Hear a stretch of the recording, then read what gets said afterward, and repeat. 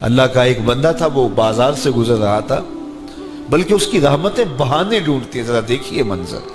تو اس نے دیکھا ایک شرابی ہے، وہ گندی نالی پہ گرا ہوا ہے اور گندے پانی سے اس کا منہ گندا ہو رہا ہے۔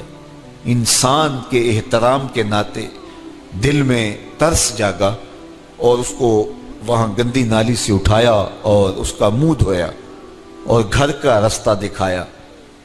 خیر شام ہوئی، رات پڑی، جب پچھلا پہر ہوا تو وہ بزرگ جنہوں نے دن کو شرابی کا منہ دھویا تھا تو وہ مسجد میں تہجد پڑھنے کے لیے آئے تو کیا دیکھا کہ وہی شرابی جو دوپہر کو گندی نالی پہ دھت پڑا تھا آج اس بزرگ سے بھی پہلے مصلی پہ کھڑا ہو کے نماز پڑھ رہا ہے۔ تو بڑی حیرت ہوئی کہ یہ تو وہ دن والا شرابی ہے اور میں نے آج اس کا منہ دھویا تھا، نشے میں دھت پڑا تھا۔ تو حیرت کا اظہار کیا تو ہاتف سے آواز آئی، میرے بندے تو نے اس کا منہ دھو دیا تھا، میں نے اس کا دل دھو دیا ہے۔ تو جب بندہ اللہ کے حضور توبہ کرتا ہے، اس کے حضور معافی مانگتا ہے تو پھر وہ کتنا عطا کرتا ہے، اور بندے کے گناہوں کو معاف ہی نہیں کرتا بلکہ اس کے گناہوں کو نیکیوں میں بدل کے رکھ دیتا ہے۔ یہ بندے پر اللہ کی کرم نوازیوں کے برستے رنگ ہیں۔ التائب من الذنب کمن لا ذنب لہ، گناہ سے توبہ کرنے والا ایسا ہوتا ہے جیسے اس نے گناہ کیا ہوا ہی نہیں۔ حدیث پاک میں آتا ہے کہ قیامت کے دن ایک شخص اپنا نامہ اعمال کھولے گا اور اسے فرمایا جائے گا کہ اپنے نامہ اعمال کو پڑھو، تو وہ نامہ اعمال پڑھنا شروع کرے گا۔ اب اس نے بڑے بڑے جرم کیے ہوں گے اور چھوٹے چھوٹے گناہ بھی کیے ہوں گے۔ اب اللہ سے حیا کرتے ہوئے، شرم کرتے ہوئے جو بڑے گناہ ہیں ان کو چھوڑتا جائے گا، صرف نظر کرتا جائے گا اور چھوٹے چھوٹے گناہ پڑھتا جائے گا۔ جب وہ سارا نامہ اعمال پڑھ چکے گا تو آواز آئے گی، بندے جا، میں تیرے سارے گناہوں کو بدل کے نیکیوں میں تبدیل کر دیا۔ تو وہ کہے گا، اے اللہ ابھی تو میرے بڑے بڑے گناہ رہتے تھے جو میں نے ابھی پڑھے ہی نہیں۔ تو جب یہ بات اللہ کے محبوب نے ارشاد فرمائی تو حضور اتنا مسکرائے کہ صحابہ کو حضور کی داڑھیں نظر آنے لگی۔ پہلے وہ کہہ رہا ہے کہ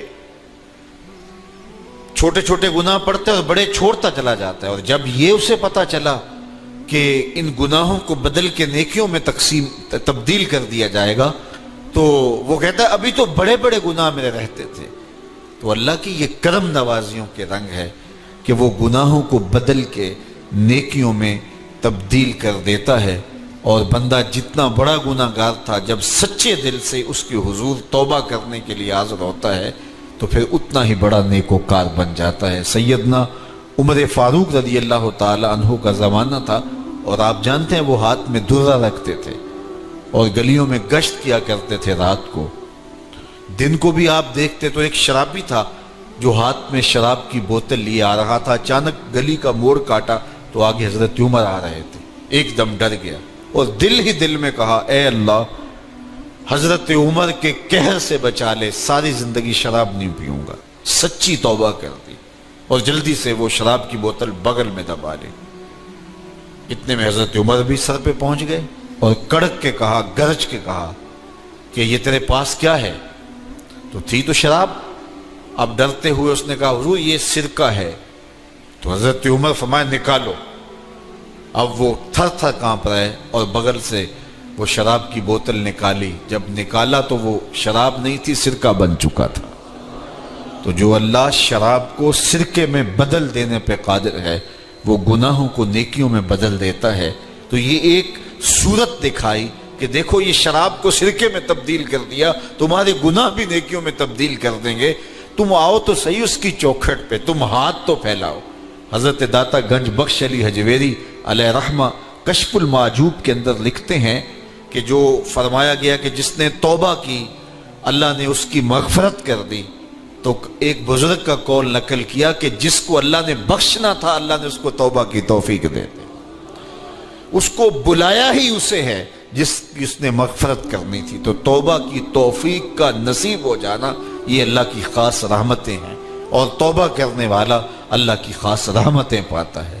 توبہ کرنے والا جب اس کے حضور حاضر ہوتا ہے تو اللہ تعالیٰ اس پہ بہت خوش ہوتا ہے۔ اللہ کے محبوب علیہ السلام نے باقاعدہ ایک مثال سے یہ حقیقت سمجھائی کہ توبہ کرنے والے کے لیے اللہ کی خوشی کا عالم کیا ہوتا ہے، اللہ کیسے خوش ہوتا ہے توبہ کرنے والے پر۔ تو حضور نے ارشاد فرمایا ایک بندہ لمبا سفر کر کے اور صحرا کے اندر ایک لمبے سفر پہ تھا، تو راستے کے اندر اس نے چند لمحوں کے لیے سستانے کے لیے، دوپہر کاٹنے کے لیے ایک درخت کے ساتھ اپنا جانور باندھا اور خود سو گیا۔ اس کا خیال تھا چند لمحوں کے لیے آنکھوں کی نیند نکالوں گا اور آگے بڑھ جاؤں گا، اس لیے اس نے سامان بھی سواری اونٹ کے اوپر جو لدا ہوا سامان تھا، اس میں کھانا تھا، پینا تھا، دیگر ضروریات کی چیزیں تھیں، تو وہ بھی نہیں اتارا، کجاوے پر ہی پڑا رہا کہ چند لمحوں کے لیے میں نے کمر سیدھی کرنی اور آگے چلے جانا ہے۔ تو تھوڑی دیر کے بعد اس کی آنکھ کھلی تو کیا دیکھتا ہے کہ اونٹ ماں ساز و سامان کے غائب ہے۔ تو صحرا میں اونٹ کا گم جانا زندگی گم جانے کے مترادف ہے۔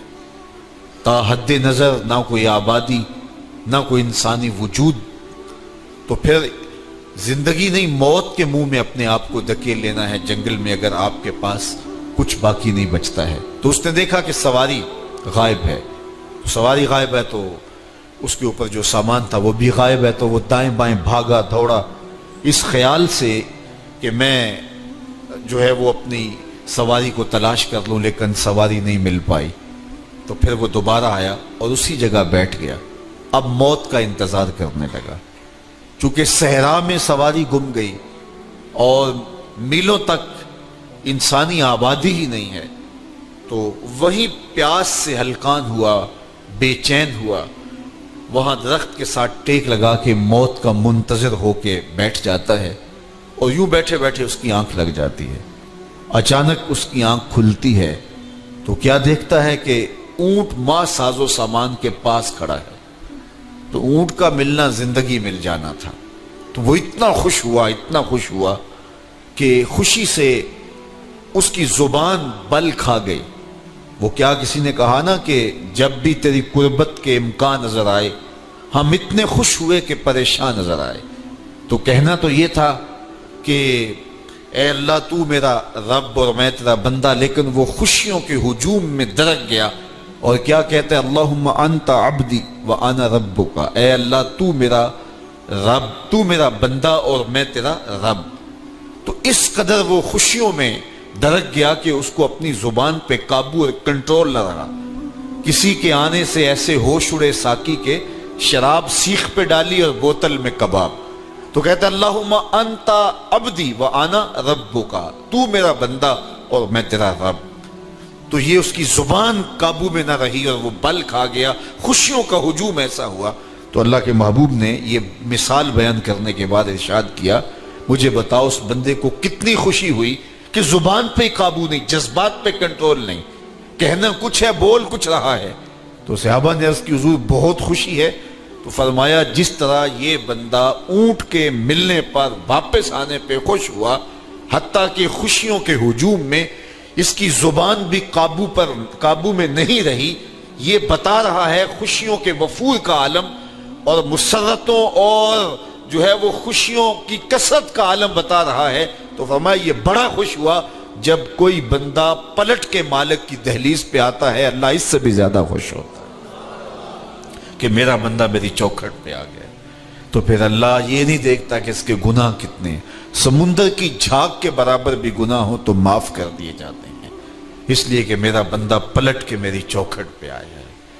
تو توبہ اللہ کو محبوب ہے، اللہ کو مطلوب ہے، اللہ کو چاہیے کہ بندہ اس کے حضور آئے اور پھر اللہ جل شانہ اس کی مغفرت و بخشش فرما دیتا ہے۔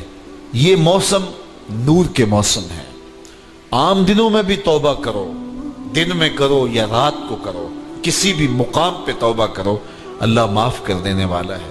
لیکن یہ خاص ایام تو ایسے ہیں کہ اللہ کی رحمتیں بندوں کو معاف فرما دیتی ہیں، اور اگر کوئی توبہ کا جو ہے وہ دامن پکڑ کے آ جائے، اس کے حضور حاضر ہو جائے، تو پھر اللہ تعالیٰ جل شانہ بندوں کی خطائیں بھی معاف کرتا ہے اور ان کے گناہوں کو بدل کے نیکیوں میں تبدیل کر دیتا ہے۔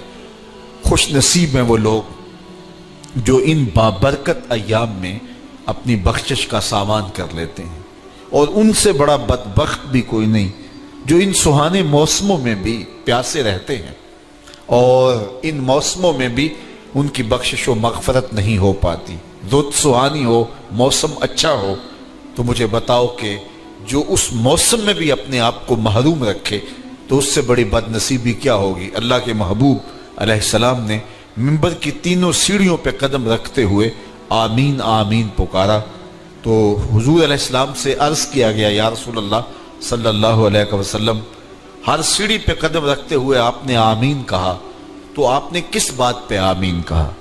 فرمایا جبریل امین حاضر خدمت ہوئے اور انہوں نے کہا اس شخص کی ناک خاک آلود ہو جو ماہ صیام رمضان المبارک کو پائے اور اپنی بخشش نہ کروا سکے۔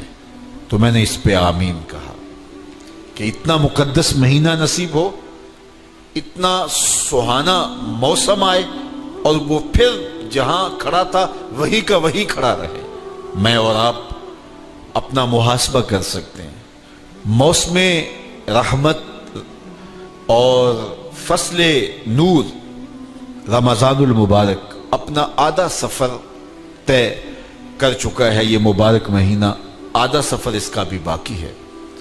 تو میں اور آپ ذرا اپنے آپ کو اپنے ضمیر کی عدالت میں کھڑا کر کے اپنے آپ کو دیکھ کر کے دیکھیں، سوچیں کہ ہم نے ان 15 دنوں کے اندر کتنا سفر طے کیا۔ 29-30 شعبان کو ہم جہاں کھڑے تھے، کیا ہم آج بھی وہیں کھڑے ہیں یا ہمارا کچھ سفر بہتری کا ہوا ہے؟ اور اگر ہم وہیں کے وہیں کھڑے ہیں تو پھر ابھی وقت ہے، ہم بقیہ 15 دنوں میں اللہ کی رضا جوئی کے لیے کوشاں ہو جائیں، ورنہ کتنی بڑی وعید ہے۔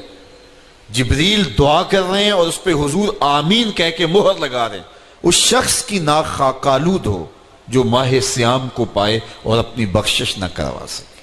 مجھے اور آپ کو پتہ ہے کہ ہم کہاں کھڑے ہیں۔ بل الانسان علی نفسہ بصیرہ ولو القی معاذیرہ، انسان خود اپنے آپ کو جانتا ہے کہ میں کہاں کھڑا ہوں، وہ اپنے آپ کو خود دیکھتا ہے۔ ایک تو فیصلہ قیامت کے دن ہوگا، نامہ اعمال تولے جائیں گے اور نامہ اعمال کے تلنے کے بعد پتہ چلے گا نیکیاں کتنی ہیں اور برائیاں کتنی ہیں۔